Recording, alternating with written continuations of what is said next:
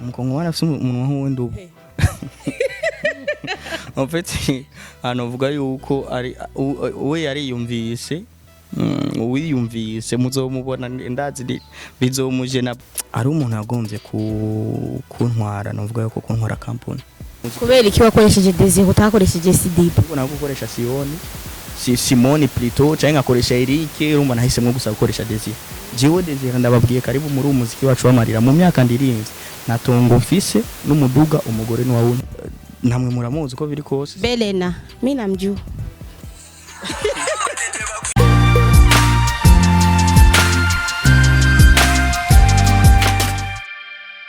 Hello guys, muraho murakomeye kuri bikonza wa Habib kwa turi kuri MPO TV Plus 257 n'umwanya tuvugana tukaba turi kwa Akes Don n'umuririmbyi ariko arahungabanya umutekano mwino misi nk'ibi ku ndirimbo yiwe yitwa urubura tuje kuganira nawe exactement atubwire kubera iki urubura ni iki ko imvura iragwa ibujumbura ariko nta rubura tubona wowe yabikuye kuki kaze mubane natwe kiganiro cy'uno munsi welcome ndibaza meze neza nkuko nababwiye turi kumwe na Akes Don umuririmbyi y'umurundi tukaba twagiye bako byo kubonana nawe nubwo byaje byatugoye gatoye Akes Don bite ni sawa meze neza que Akes Don turashaka premièrement nka MPO TV tuguhe pole ku bibazo mwagize mino misi ibiri twanubise ko muri team ya wetu muri bajya ba wetu haruwa bitavye Imana condoléances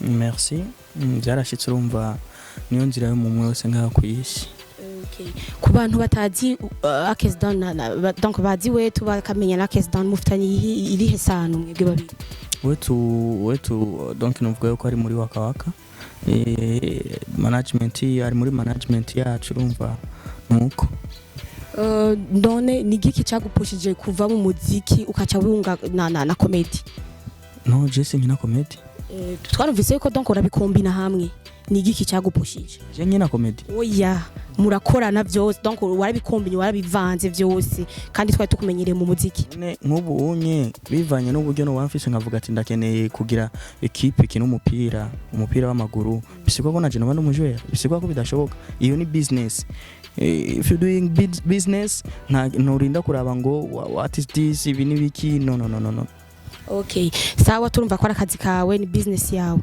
Hari abantu bavuga yuko bitse bye bintu bagira ari cyaha wewe nka wewe kuvuga ko ari business yawe ubyakira gute? Bon, icaha s'umuntu akivuga. Icaha umuntu ubwiwe nashobora kumenya icaha.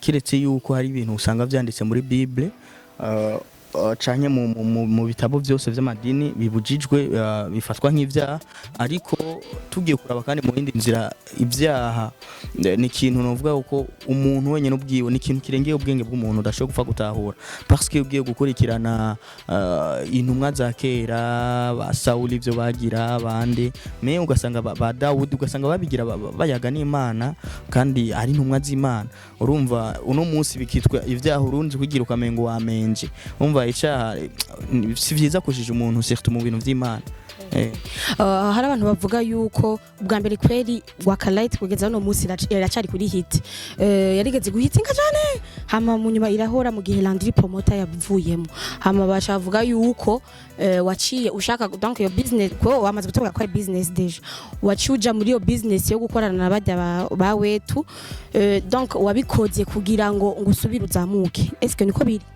oya siko biri ahubwo bon hari ibindi bintu ariko nakora byari byamfashe cyane kandi bari aba Landry baza kugenda nari mfindishene nariko ndugurura jusqu'aujourd'hui nariko nirukana niyo shene ndabaye uko yogera kuri target wanje kandi ndabona ko hasigaye igihe gitonya cyane igere kuri target wanje mugakanye nyuma y'iyo shene ndafite ibindi bintu nsanzwe nkora urumva nariko ndirukangana navyo cyane kuko vyasaba ko mba présent nubu nyene mushitse ariho nanje nyishika urumva vyasaba ko mba présent muri uwo mwanya mbanyenewe nkabikora kugera igihe jewe gukenerwa cyane bizohera urumva nivyahera niho nzosubira mfate umwanya wanje ukwiye subire nicare Wakalight TV ntahiraje hama tugaruke gatoye mu muziki wawe tuko turumva indirimbo urubura imvura iragwa kweri turavyemera ngaho ibujumbura imvura iragwa ariko nta rubura tubona. Why urubura? Urubura ni iki? Urubura ukwereki ide ya urubura?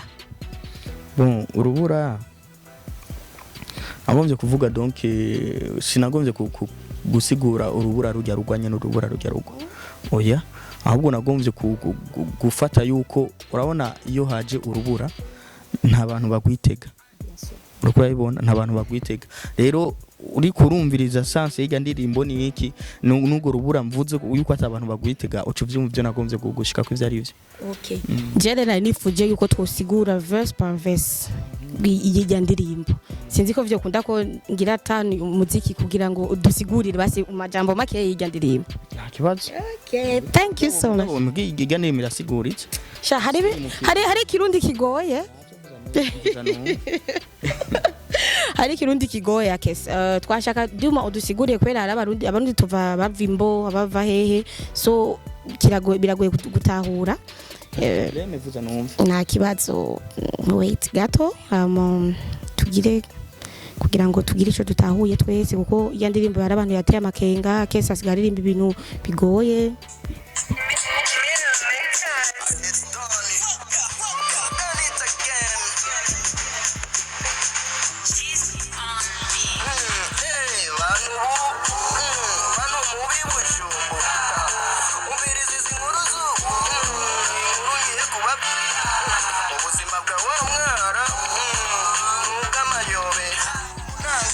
First of all, Bujumbura hari abarabu benshi ashatse kuvuga umwarabu nyabaki.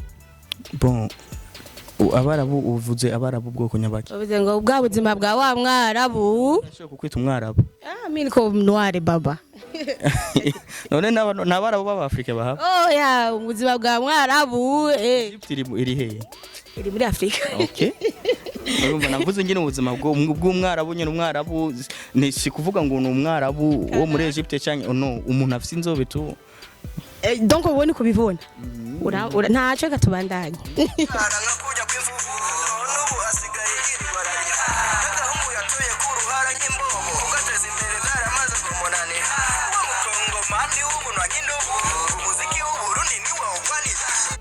Okay, uyu mkongomani nawe ninde? Kwa abarundi tuba mu Burundi kwa turabarundi abakongomani nga mu Burundi. Bari barutse. Benshi. Okay, wa mkongomani afise urunwa nk'ugwindubu ninde? Mkongomani afise umunwa nk'uw'indubu. En fait, anovuga yuko ari we yariyumvise wiyumvise muzomubona ndazi bizomujena bazokwiyerekana tu. Nitamkereketa tu. Mimi sikuzungumzia mtu yeyote lakini atakayejitokeza atakuwa ni huyo. Okay, acha tuendelee.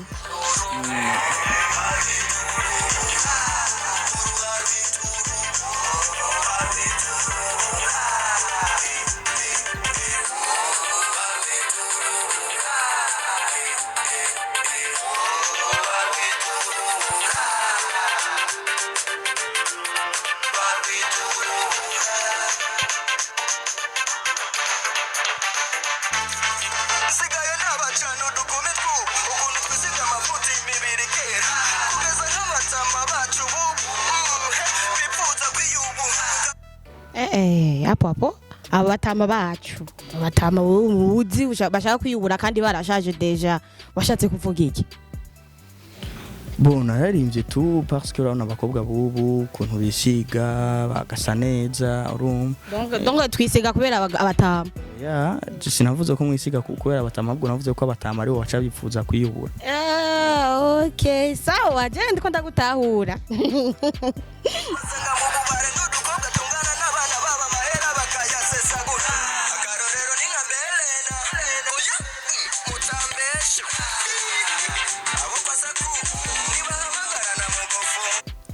Kwanza nsubiye inyuma gato. Wavuze ngo akarorero nka Belhu inde Belena. Belena ni inde?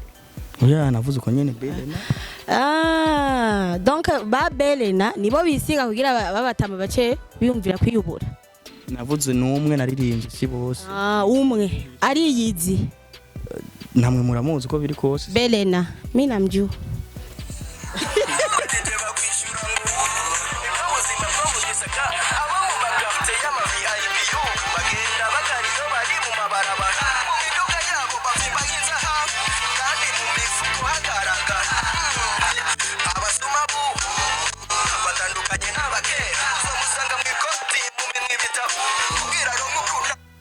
okay tuzo binyuma kandi gatoya abasuma bo ngayi bujumbura twese turabazi barambara amashakoshi petete bakagusopa iki abasuma bambara amakoti barabumaze kubona urazi nabwire ko icatumye nandika ako kantu ari umuntu yagonze kuntwara navuga ko kuntwara company ari umuntu yagonze kuntwara company rero uri kuramuraba ntavyo umuha n'ibyubahiro vyiwe vyose voilà urumva ariko narabona neza cyane yuko ndiko ndanyagwa niyo mpamvu navuze ati abasuma bubu batandukanye n'abakera uzomusanga mu ikoti mu minwe bitabo kugira ronko kuna kugaragura acha tuendelee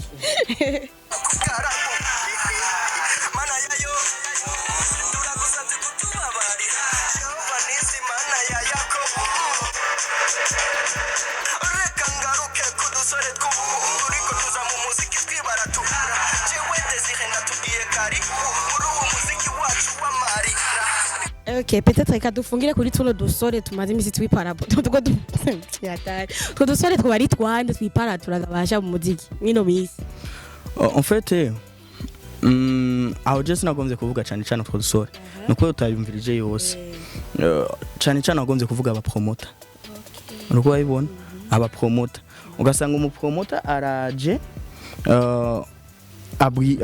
afasha aba petit wewe ni uruwa mbere wowe urashushe naungana nawe urakura vyumva amubwira uko me rero cyamvuga ati jewe Desire ndatubwiye karibu muri uwo muziki wacu w'amarira donc jewe kubera amaze gukora umuziki ndawuzi ndabakaribishije muri uwo muziki kubera iki wakoresheje Desire utakoresheje CD ubwo nagukoresha Simone plutôt cyangwa ngakoresha Irike urumva nahisemo gusa gukoresha Desire jewe Desire ndababwiye karibu muri uwo muziki wacu w'amarira mu myaka ndirinze natongo mfise n'umuduga umugore ni wawunyiza no Desire mwagendera mu muduga w'umugore oya navuze ati yaho ni nkaho nari kuririmbira indi zini ryari ryose Akes merci beaucoup turagushomisha ku mwanya wawe okay tubibutsa yuko turi kuri MPOTV Plus 257 tutumira abafans bacu kugira like share na subscribe kuri channel zacu murakoze cyane we love you